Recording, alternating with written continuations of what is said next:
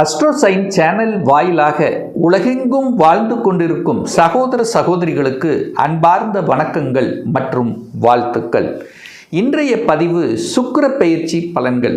அதாவது காலச்சக்கரத்தினுடைய இரண்டாவது வீடான ரிஷபமனையில் சுக்கிர பகவான் ஆட்சி பலத்தோட வலிமையாக அமரப்போகிறார். அதாவது மே மாதம் 14ஆம் தேதி வரை சுக்கிர பகவான் ஆட்சி பலம். அப்போ பொதுவாக சுக்கிரன் அப்படிங்கிறது கலத்திரக்காரகன், கையிருப்பு பணக்காரகன், அனைத்து விதமான சுக போகங்களை கொடுக்கக்கூடியவன், பெண்களை குறிக்கக்கூடியவன், திருமண பந்தத்தை குறிக்கக்கூடியவன், வீடு வண்டி வாகனத்துக்கு அதிபதியாக இருக்கக்கூடிய அந்த சுக்கிர பகவான் ரிஷபத்தில் அமர்ந்து கொண்டு அங்கே சூரியனுடைய நட்சத்திரம் என்று சொல்லக்கூடிய கிருத்திகையிலும், சந்திரன் நட்சத்திரம் என்று சொல்லக்கூடிய ரோகிணியிலும், அதே சமயத்தில் செவ்வாயினுடைய நட்சத்திரம் என்று சொல்லக்கூடிய மிருகசீரிடத்திலும் பயணம் செய்து பலனை கொடுக்க போகிறது. இந்த பதிவினை முழுவதுமாக பாருங்கள், ஸ்கிப் பண்ணாதீங்க. கண்டிப்பாக ஏதாவது ஒரு ரூபத்தில் உங்களுக்கு யூஸ்ஃபுல்லாக இருக்குங்கிறதுல எந்தவித மாற்று கருத்தும் கிடையாது. நம்ம சேனலை நீங்கள் ஃபர்ஸ்ட் டைம் பார்ப்பவர்கள் என்றால் மறக்காமல் சப்ஸ்கிரைப் பண்ணிக்கிங்க. மிதுன ராசி அன்பர்களே, 14/5/2026 வரை ரிஷபமனையில் சுக்கிர பகவான் ஆட்சி பலம். இந்த ஆட்சி பலம் பெற்ற சுக்கிரனால மிதுன ராசி என்பர்களுக்கு என்ன மாதிரியான பலன்கள் அப்படின்னு பார்க்கும் பொழுது, மிதுன ராசி என்பர்களுக்கு இந்த சுக்கிரன் யார் அப்படின்னா 5க்குரியவன், பூர்வ புண்ணியஸ்தானத்தின் அதிபதி, பஞ்சமஸ்தானத்தின் அதிபதி, காதல் ஸ்தானத்தின் அதிபதி, அதே சமயத்தில் 12க்குரியவன், விரயத்தை கொடுக்கக்கூடியவனும் அதே சுக்கிர பகவான் தான். அந்த சுக்கிர பகவான் உங்கள் ராசிக்கு 12ஆம் இடம் என்று சொல்லக்கூடிய விரயஸ்தானத்தில் ஆட்சி பலம் அடையும் போது ஏற்படக்கூடிய மாற்றத்தை பார்க்கும் பொழுது, இந்த 5ஆம் அதிபதி வலிமை பெற்றாலே பூர்வீகம் வலிமை பெறப் போகிறதுன்னு அர்த்தம். அப்போ பூர்வீகம் சார்ந்த விஷயத்தில் இருந்து வந்த தொந்தரவுகள், பிரச்சனைகள் எல்லாம் இந்த காலகட்டத்தில் நீங்கள் சால்வ் பண்ண போகிறீங்க. அதுக்கு ஒரு சொல்யூஷன் கிடைக்க போகிறது. ஒரு பாக பிரச்சனை, சொத்து பிரச்சனை, இந்த மாதிரி ஏதாவது ஒரு பிரச்சனைகள் இருக்கக்கூடிய இந்த மிதுனத்துக்கு இந்த காலகட்டம் ஒரு உகந்த காலகட்டமாக அமைய போகிறது அப்படிங்கிறத ஸ்ட்ராங்காக நம்ம சொல்லலாம். ஏன்னா 5ஆம் அதிபதி வலிமை பெறுகிறது. 5ஆம் அதிபதி என்கிறது 5 இயற்கையினுடைய அனுகூலத்தை பெறக்கூடிய ஒரு இடம் 5க்குரியவன். ஒருத்தருடைய ஜாதகத்தில் 5ஆம் அதிபதி வலிமை பெற்று விட்டாலே பாதி பிரச்சனை உங்களுக்கு தீர்ந்து விட்டதுன்னு அர்த்தம். எப்பேற்பட்ட அழுத்தம், ப்ரெஷர், டென்ஷன் இருந்தாலும் அதை சமாளிக்கக்கூடிய ஆற்றல் என்பது இயல்பாகவே இந்த காலகட்டம் நிச்சயமாக உங்களுக்கு உறுதுணையாக இருக்கும். அதே சமயத்தில் குழந்தைகளினுடைய நலன்கள் சார்ந்த விஷயங்கள் சிறப்பாக இருக்கும். உங்களுடைய குழந்தைகள் உங்கள் ஊரை விட்டு வெளியே, அதாவது வெளியூர், வெளி மாநிலத்தில் போய் படிக்கக்கூடிய சந்தர்ப்பங்கள் அல்லது அந்த எண்ண ஓட்டங்களை நிச்சயமாக கொடுக்கக்கூடிய காலகட்டம். இப்போ கேட்டிங்கன்னா எங்கே படிக்கலான்னா, வெளி டிஸ்ட்ரிக்டில் படிக்கணும் அல்லது அதர் ஸ்டேட்டில் போய் படிக்கணும், நல்ல ரெப்யூட்டேட்டட் இன்ஸ்டிடியூஷனில் போய் படிக்கணும், வெளிநாட்டில் போய் படிக்கணும் அப்படிங்கிறத மட்டும் இந்த காலகட்டத்தில் கண்டிப்பாக சொல்வார்கள். அதே சமயத்தில் அதற்குண்டான யோகம் இருக்கான்னா இந்த காலகட்டம் நிச்சயமாக உண்டு இந்த மிதுன ராசி என்பர்கள். அப்போ படிப்பு சார்ந்த விஷயங்களும் சிறப்பு தருகின்ற ஒரு காலகட்டமாகவே அமையப் போகிறது. சுக்கிரனுங்கிறது பொதுவாகவே ஒரு ஆடம்பரம். சுக்கிரனுங்கிறது சொகுசாக இருப்பீர்கள். உங்களுக்கு தேவைப்படுகின்ற, நீங்கள் ஆசைப்படுகின்ற, ரொம்ப நாள் உங்கள் மனதில் நினைத்து கொண்டிருக்கக்கூடிய சில நல்ல விஷயங்கள் இந்த காலகட்டத்தில் நடக்கும். நீங்கள் சொகுசாக இருக்கணும். சுக்கிரனுங்கிறது வாகனத்துக்குரிய ஒரு கிரகம். அவர் ஆட்சி பலம் பெறுகிறார் அல்லவா? அப்போது சொகுசான வாகனத்தை வாங்கக்கூடிய யோகம் உண்டு. ஸோ யாரெல்லாம் இந்த மிதுன ராசி, மிதுன லக்ன அன்பர்கள் எனக்கு பிடித்த ஒரு வாகனத்தை வாங்கணும் அப்படின்னு உங்கள் மனசில் இருக்கிறதோ, கண்டிப்பாக இந்த காலகட்டத்தில் வாங்கி கொள்ளலாம். அதற்குண்டான அனுமதி உண்டு. அதை வாங்கி கொண்டு உங்களுடைய கௌரவம், அதாவது கௌரவம் என்ன, எனக்கு இது வரைக்கும் 2 வீலர் தான் இருக்குது, ஒரு 4 வீலர் வாங்கணும் அல்லது ஆசைப்பட்ட வாகனத்தை வாங்கி ஓட்டணும் அப்படிங்கிற எண்ணத்தில் இருக்கிறவங்களுக்கெல்லாம் நிச்சயமாக 100% பூர்த்தியாகும். அப்போது வாகனம் நன்றாக இருக்கிறது. சுக்கிரன் வீட்டுக்கு காரக கிரகம், வீடு வாங்கலாம், செலவாகும்.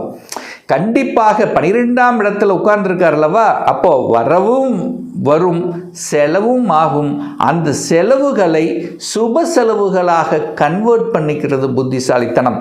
அப்போ திருமண விஷயத்துக்கு ஏற்கனவே முடிவாகி இருந்தது அல்லது திருமணத்துக்கான செலவுகள் செய்யக்கூடிய அமைப்புகள் சந்தர்ப்பங்கள் நிச்சயமாக உண்டு.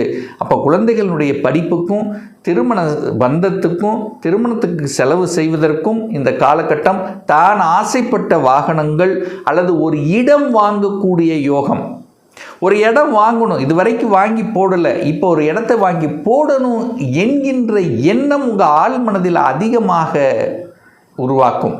ஏன்னா சுக்கிரன் இடத்துக்கு ஒரு வீட்டுக்கு காரகம்ப்பா, இப்போ வீடு வாங்கணும், அதுக்குண்டான ஒரு இடத்தை வாங்கணுங்கிற எண்ணத்தை உருவாக்கும், அதை செயல்படுத்தவும் செய்யும் இந்த காலகட்டம். இந்த சுக்கிர பகவான் பார்த்தீங்கன்னா சரியாக சூரியனுடைய நட்சத்திரத்தில் பிரயாணம் பண்ணுறார். அந்த சூரியன் என்பது உங்களுடைய முயற்சி ஸ்தானத்தின் அதிபதி. அவர் 11ஆம் இடத்துல உச்சபலத்தோடு உட்கார்ந்துருக்கார். அப்போது உங்கள் முயற்சிகள் அத்தனையும் நிறைவேறக்கூடிய ஒரு காலகட்டம். அரசை பற்றிய சிந்தனைகள், அரசியலை பற்றிய எண்ண உணர்வுகள், அதை பற்றிய பேச்சுக்கள் இப்பெல்லாம் இருக்கும். அதிகாரம் பற்றிய சிந்தனைகள், ஒரு அதிகாரத்துக்கு செல்வது, ஒரு ப்ரொமோஷனுக்கு செல்வது, ஸோ இதெல்லாமே இந்த காலகட்டம் சிறப்பு பெறுகிறது. ஏன்னா உங்களுக்கு ஒரு பாக்கியத்தை கொடுக்கணும் அல்லவா, அந்த பாக்கியத்தை கொடுக்கக்கூடிய ஒரு காலகட்டமாக உண்டு. தகப்பன் மூலமாகவும் அனுகூலம் ஆதாயம் உண்டு. தகப்பனால் ஏதாவது ஒரு நல்லது உங்களுக்கு நடக்கக்கூடிய ஒரு காலகட்டமாகவும் இந்த மிதுனத்துக்கு அமையும்.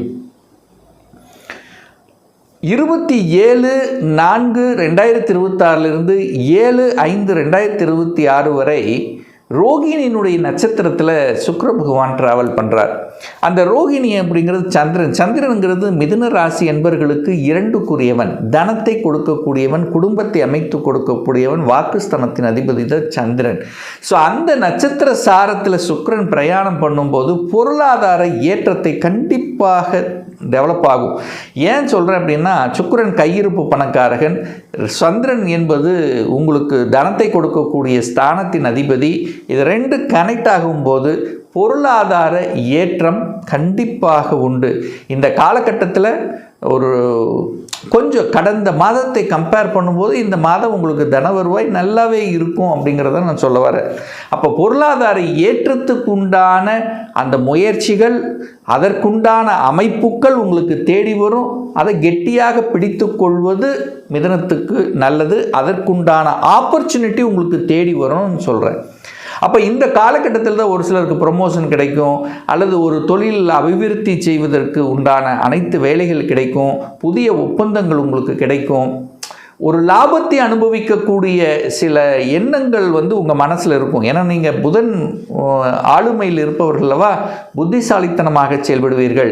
அதாவது பேச்சை அறிவை வைத்து செய்யக்கூடிய தொழில்கள் மூலமாக தனலாபங்களை ஈட்டக்கூடிய தன்மை. அதே சமயத்தில் இந்த மார்க்கெட்டிங் சம்பந்தப்பட்ட துறையில் இருக்கின்றவர்கள், கமிஷன் சம்பந்தப்பட்ட துறையில் இருக்கின்றவர்கள், இதெல்லாமே சூப்பரான ஒரு காலகட்டமாக அமைய இருக்கிறது அப்படிங்கிறத ஸ்ட்ராங்காக சொல்லலாம். அடுத்தது பார்த்திங்கன்னா 8ஆம் தேதி, அதாவது 8/5/2026 பார்த்திங்கன்னா கண்டிப்பாக செவ்வாயினுடைய நட்சத்திர சாரத்தில் சுக்கிரன் டிராவல் பண்ணுறார். அந்த செவ்வாய்ங்கிறது உங்களுக்கு 6க்குரியவன், கடன் நோய் எதிர்ப்பு பகையை தரக்கூடியவன். ஸோ இந்த காலகட்டத்தில் கொஞ்சம் ஹெல்த்தில் அக்கறை எடுத்துக்கொள்வது மிதுனத்துக்கு சிறப்பு. அடுத்து கடனை பற்றிய சிந்தனைகள் கண்டிப்பாக உண்டு. கடன் தன்னுடைய கெப்பாசிட்டிக்கு மேலே கண்டிப்பாக போகக்கூடாது. கடனை வளர்ப்பேன் அப்படின்னு சொல்லுது. அப்போ கடன் சார்ந்த விஷயத்தில் கவனமாக இருக்கணும். வம்பு வழக்கு சம்பந்தப்பட்ட எந்த ஒரு நெகட்டிவ் விஷயத்துக்குள்ளேயும் இந்த காலகட்டம் செல்லக்கூடாது. கடனை வாங்கி, அதாவது சுப கடன்களாக நீங்கள் கன்வெர்ட் பண்ணிக்கலாம். ஒரு வீடு வாங்குறது, ஒரு வாகனம் வாங்குறது, இந்த மாதிரி வேணால் நீங்கள் செஞ்சுக்கலாமே ஒழிய கடன் தேவையில்லாத கடனை வளர்த்தி விடும். ஏன்னா சுக்கிரன் 12ஆம் அதிபதியாச்சா, செவ்வாய்ங்கிறது 6ஆம் அதிபதியாச்சா, 6 12 கனெக்ட் ஆகுதா, அப்போ எதிர்ப்பு பகை வரும். கடனை வாங்கி கடனை அடைத்தல். அப்போது இந்த காலகட்டத்தில் கொஞ்சம் கவனத்தோடு செயல்படணுங்கிறத மிதுன ராசி என்பர்கள் ஞாபகத்தில் வைத்து கொள்ளுங்கள். வெளிநாடு, வெளியூர், வெளிமாநிலம், அந்நிய தேசம் சிறப்பு. வீடு, வண்டி, வாகனங்கள், அசையும் அசையா சொத்துக்கள் வாங்கக்கூடிய அமைப்பு உண்டு. சுக்கிரனுங்கிறது கலைத்துறை, ஏதாவது ஒரு கலைத்துறையில் இருக்கக்கூடிய மிதுன ராசி என்பவர்களுக்கு பெயரையும் புகழையும் தரக்கூடிய ஒரு காலகட்டம். புதிய ஒப்பந்தங்கள் உங்களுக்கு தேடி வரக்கூடிய அமைப்பு உண்டு. கம்யூனிகேஷன், தகவல் தொடர்பு துறை, இதெல்லாம் உங்களுக்கு கை கொடுக்கும். அரசியலில் ஈடுபாடு அதிகரிக்கும். இந்த காலகட்டத்தில் தொழிலில் மேன்மை உண்டு. ஏதாவது ஒரு தொழிலை, அதாவது இது வரைக்கும் ஒன்று செஞ்சிட்டு இருந்தேன், வேற ஒன்று புதுசாக ஒன்று பண்ணணும் அல்லது கிளைகளை உருவாக்கணும் அப்படிங்கிற எண்ணத்தை தோற்றுவிக்கும். அங்கே உங்களுக்கு பெரியவர்களுடைய அனுகூலங்கள், ஆசீர்வாதங்கள் கண்டிப்பாக உண்டு. பெரியவர்களுடைய அவங்களுடைய ஹெல்ப் உங்களுக்கு உண்டு. நல்ல நண்பர்கள் கிடைக்கக்கூடிய ஒரு காலகட்டமாக இந்த மிதுன ராசி என்பவர்களுக்கு உண்டு. ஸோ இந்த சுக்கிர பெயர்ச்சி ஏற்றத்தை தரக்கூடிய, ஒரு வீடு, வண்டி, வாகனங்களை வாங்கக்கூடிய, அட்லீஸ்ட் ஒரு இடத்தையாவது வாங்கி போடணுங்கிற எண்ணம் ஆழ்மனதில் விதைக்கக்கூடிய ஒரு அற்புதமான ஒரு காலகட்டமாக இந்த மிதுனத்துக்கு அமையும். இப்போ நான் சொன்னது கோச்சார ரீதியாக ஒரு பொதுவான பலன்கள். இந்த ராசி நட்சத்திரத்தில் பார்த்தீங்கன்னா பல கோடிக்கணக்கான பேர் இருப்பீங்க. எல்லாருக்கும் ஒரே மாதிரியான பலன்னா நிச்சயமாக இல்லை. ஏன்னா ஒவ்வொருத்தரும் டிஃப்ரெண்ட், ஒவ்வொருத்தருடைய தசா புத்திகள் வேறுபடும். அதற்கு தகுந்த மாதிரி பலன்களும் மாறுபடும். உங்கள் ஜாதகத்தில் சுக்கிரன் எப்படி இருக்குன்னு பாருங்கள். ஆட்சி பலத்தோடு இருக்காரா, உச்சம் பலத்தோடு இருக்காரா, வர்க்கோத்தம பலம் பெற்றிருக்காரா, சுபகிரகங்கள் தொடர்பில் இருக்கா, பாவ கிரகங்களின் தொடர்பில் இருக்கா என்பதை பொறுத்து பலன் நிச்சயமாக மாறும். ஒரு துல்லிய பலன் வேணும்.